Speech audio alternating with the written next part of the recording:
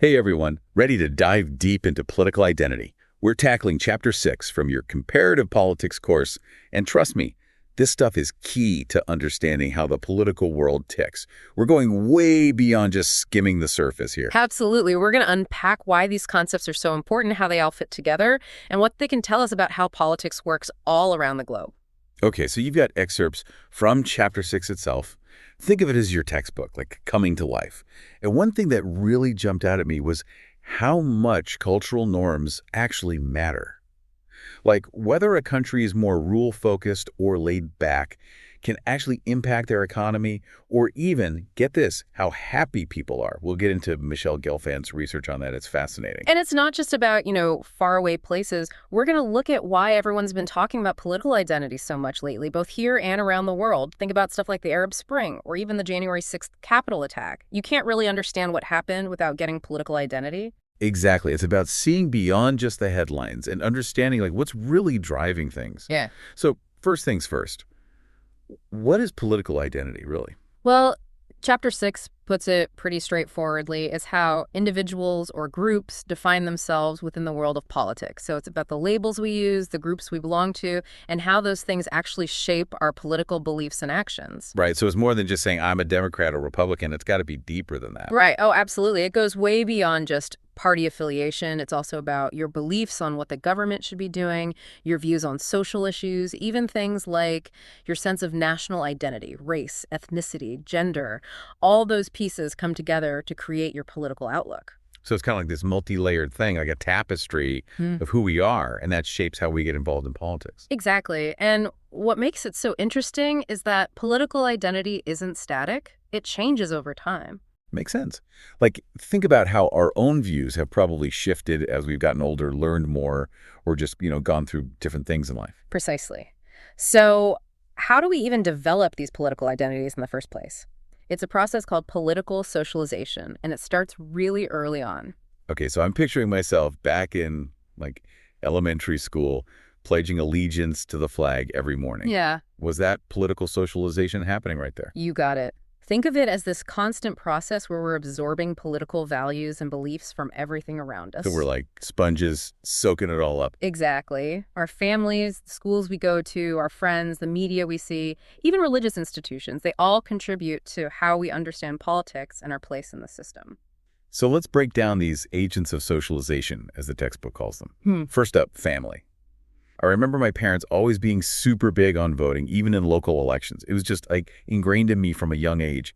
And that's a great example. It's often not about, sitting down and having these big political discussions. It's more about the values and behaviors we pick up just by watching our families. Do they trust the government? Are they politically reactive? Do they have those discussions respectfully, even when they disagree? All those little cues shape our understanding of politics. Right, like those unspoken messages can be just as impactful as some big lecture about ideology or whatever. Exactly. And whether we end up agreeing with those views or pushing back against them, our families lay the groundwork for our political development.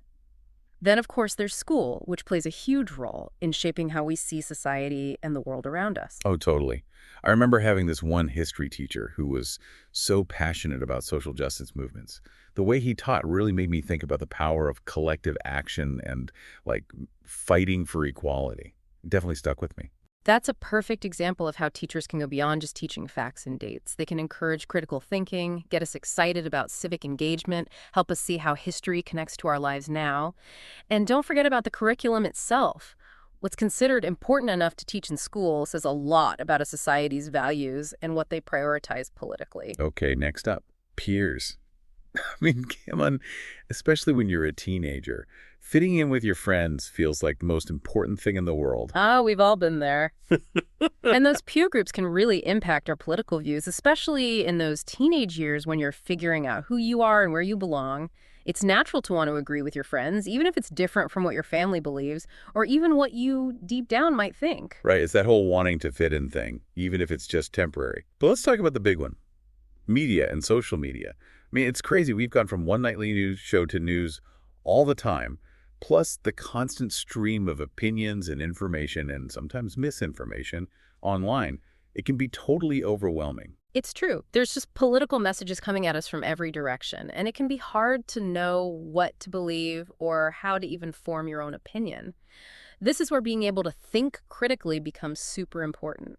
We have to be smart about what information we consume, checking our sources, looking at different perspectives, and being careful not to get stuck in those echo chambers where you only hear what you already agree with. It's like you have to be your own fact checker these days Sure. and Yeah. realize that not everything you read or see online is accurate or unbiased. Exactly. We have to be active in shaping our own political identities, not just passively absorbing whatever's thrown at us. Now, let's not forget about religion. Right. Religion can be a really strong force when it comes to people's values and beliefs. But how does that actually translate into politics? Well, for a lot of people, their religious beliefs inform how they see moral and social issues, and those issues often overlap with political debates. Think about things like abortion, same-sex marriage, even economic policies. A person's religious beliefs can really influence their stance on these things. So it's not just about going to religious services.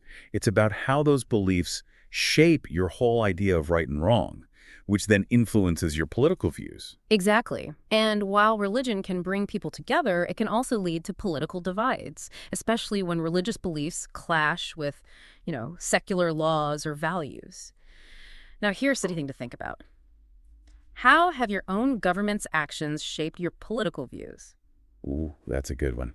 Think about policies that have affected you or your family directly, events that made you question your government's decisions, or even those moments that made you feel proud of your country. Those experiences, both good and bad, contribute to how our political identities develop. And speaking of shaping those identities, let's zoom out for a sec and talk about culture. Okay, so I know culture's all about, like, the customs, traditions, and beliefs of a society. Yeah. But is it really that big of a deal when we're talking about politics? Absolutely. Culture influences our values, our beliefs about authority, how we think society should function, and all of that feeds directly into the political realm. Okay, I'm intrigued. Give me an example of how that actually works. Let's talk about Michelle Gelfand's work on tight versus loose cultures. It's fascinating stuff. She argues that societies with really strict social norms, those are the tight cultures, tend to have more control, less crime, and a bigger focus on conformity. Think about a country like Japan, for example. Ah, so it's like a trade-off then. Tight cultures have more order, while loose cultures have more freedom. Exactly. And what's interesting is that Gelfand's research suggests that neither extreme is actually ideal. The societies that find a good balance, somewhere in between tight and loose, tend to do best overall in terms of happiness, the economy, and well-being in general. Wow, that's pretty thought-provoking. It makes you wonder where your own country falls on that spectrum, huh? It does. And this all connects back to political identity because those cultural tendencies can influence how people engage politically. For example, in a tight culture, people might be less likely to openly challenge the government or demand change, whereas in a loose culture, they might be more likely to protest or push for social reforms. That makes a lot of sense. So how does culture specifically play out in the political world? That's where we get into political culture. It's basically the shared political views and beliefs within a whole population, like the unspoken rules of the game, so to speak. I like that. So what are some of the key ingredients that make up a country's political culture? Two big ones are trust and this thing called post-materialism. Trust is about how much confidence citizens have in their government and in each other.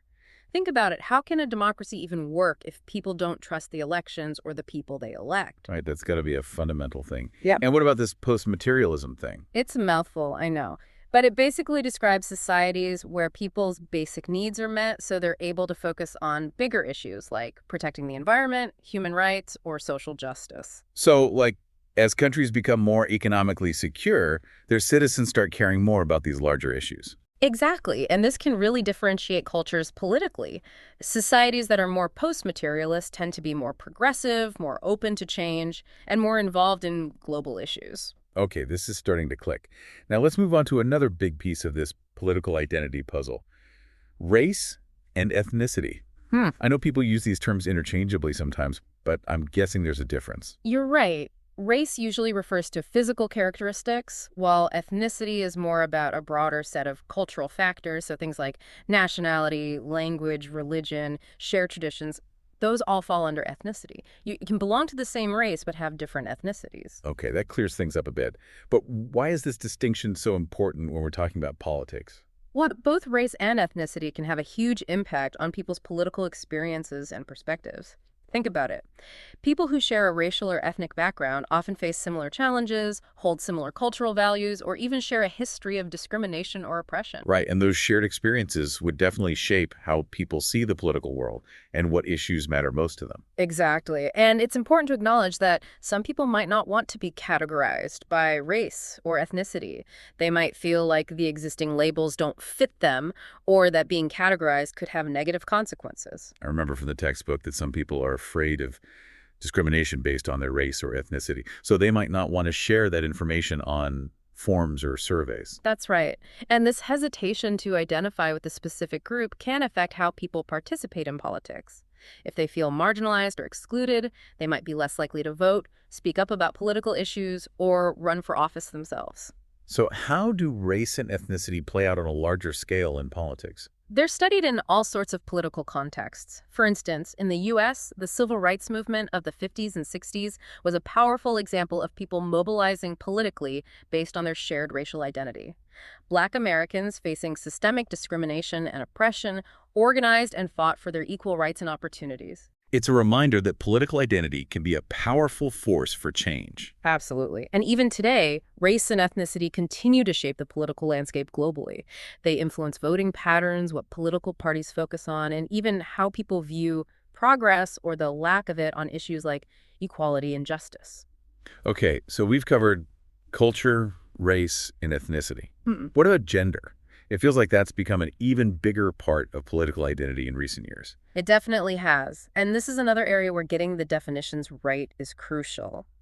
We need to be clear about the difference between sex, which is biological, and gender, which is a social construct. Right, the textbook was emphasizing that gender is about how a person identifies, regardless of their biological sex. Exactly. And that distinction is important because it helps us understand the nuances of how gender impacts politics. For too long, gender was seen as just two categories, male or female. But we're learning that it's much more fluid and complex than that. It's like we're moving beyond those rigid categories and recognizing the whole spectrum of gender identities and expressions. Precisely. And this evolving understanding of gender has huge implications for politics, from who's represented in government to the debates we have about social policies. So where do we see gender's influence in the political arena? Oh, in so many areas. Take women's suffrage, for example. It's kind of mind-blowing that it wasn't until the 20th century that women in many countries even got the right to vote. It's a reminder of how far we've come, but also how much work there still is to do for true gender equality. Absolutely. While women have made progress in terms of political representation, we still see these persistent gaps when it comes to things like equal pay, leadership roles, and even just access to healthcare. And we can't forget about the impact of the COVID-19 pandemic. That She session you mentioned earlier highlighted how women were disproportionately affected, often having to leave their jobs to care for kids or family. It's true, the pandemic really exposed the vulnerabilities women face in the workforce and in society as a whole. It's a global issue that needs attention and creative solutions. And then there's the whole issue of acceptance of gender identity and sexual orientation. The source material talked about how this varies a lot around the world. It definitely does. You have countries like Iceland and Norway, which are known for their progressive policies and acceptance of LGBTQ plus individuals.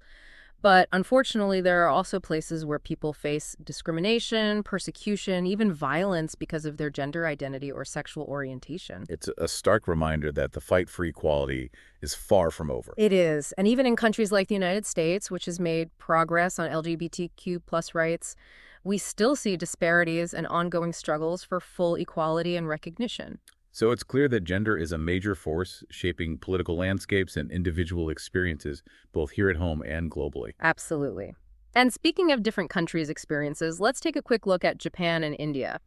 The textbook uses them as case studies to show how even countries that have similar democratic structures can end up with vastly different outcomes when it comes to gender equality. Interesting. So what makes these cases stand out? Well, both Japan and India are democracies. Both have constitutions that guarantee equality, and yet they both struggle with deep-seated gender inequalities.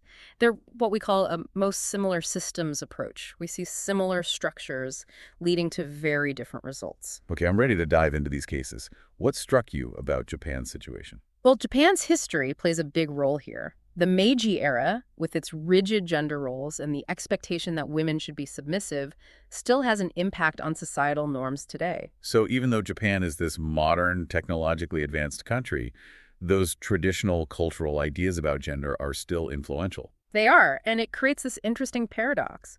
Japan has a high number of women in the workforce, but it also has one of the worst gender pay gaps in the world. It's almost like women are expected to work, but not to be paid or recognized for their work in the same way men are. Wow, that's pretty jarring. And didn't you mention that the she session hit Japan especially hard? It did. Those traditional expectations about women's roles at home made it even tougher for them to get back to work after all the disruptions from the pandemic. So what about politics? Are women making progress in Japanese politics? Not as much as you might think. The low number of women in government seems to be more about societal norms than voters being biased against women.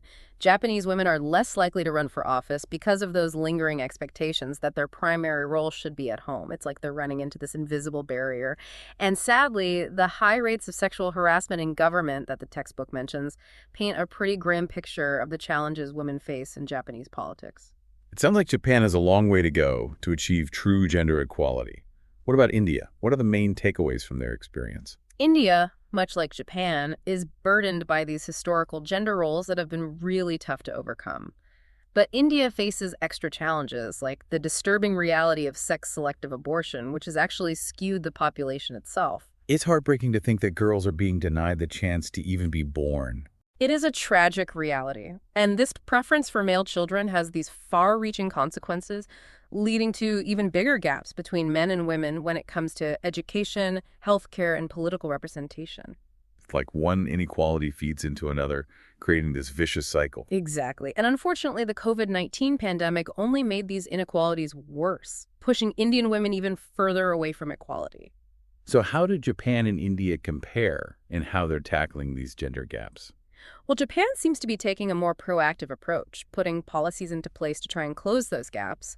But India faces a much steeper climb, dealing with more entrenched cultural norms and just more complex societal challenges. It's a reminder that achieving gender equality is a global effort, and it requires solutions that are specific to each country's situation. Absolutely. And it's an ongoing process that requires our constant attention and advocacy. We can't afford to be complacent when it comes to fighting for equality. Well, we've covered a lot of ground in this first part of our deep dive, exploring the basics of political identity and how it plays out in different cultural contexts. It's clear that understanding political identity is essential for anyone studying comparative politics. It's not just some abstract concept in a textbook, it's a real force that shapes the world around us. Exactly. So take a moment to think about what we've talked about so far and get ready for part 2, where we'll continue unpacking the complexities of political identity and its impact on the global political landscape.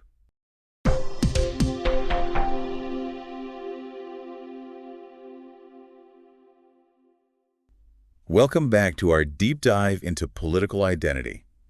It's been a wild ride, hasn't it? Exploring how this whole idea shapes our political views and actions, like both as individuals and as groups. It really has. We've covered so much ground, from those basic concepts to real-world examples, and even those new trends that are changing how politics works. I think our listener, the one who's working through Chapter 6 for their comparative politics class, is going to be set after this. They can define all the terms, explain how they're connected, and even apply what they've learned to the world around them. Absolutely. But before we wrap up completely, I did want to throw in a few more thoughts that might help solidify their understanding. It's a complex topic, after all. Okay, I'm all ears. What else do you think is important for really getting political identity? Well, I think sometimes we forget that it's not always about these big ideologies or huge social movements. Sometimes it's about those subtle ways we express our political beliefs just in everyday life. Oh, that's interesting. What do you mean? Well, think about the choices we make as consumers. Do you go out of your way to support companies that match your values? Or maybe you boycott products that you think are unethical? Those are actually expressions of political identity, even if they don't seem explicitly political at first glance. Right. It's like our values and beliefs are woven into everything we do, even if it's something as simple as buying groceries. Exactly. And it's the same with the conversations we have, the media we consume, even how we dress or how we decorate our homes. They can all be low-key ways of expressing our political identities, but they can be really powerful too. So it's not just about like voting or protesting. It's about living in a way that aligns with our beliefs. Exactly. And the more we understand these little ways we express our political identity, the better we'll grasp how our values and choices actually impact the world around us. That's a cool way to think about it. It means that even small actions can make a difference politically. For sure. And I think that's a really positive takeaway for our listener. Learning about political identity isn't just about dissecting these theoretical ideas, it's also about recognizing that we have the power to make a change. I love that. It's about understanding that we can all participate in shaping the kind of political world we want to see. Absolutely. So, to our listener out there who's tackling Chapter 6, here's my advice.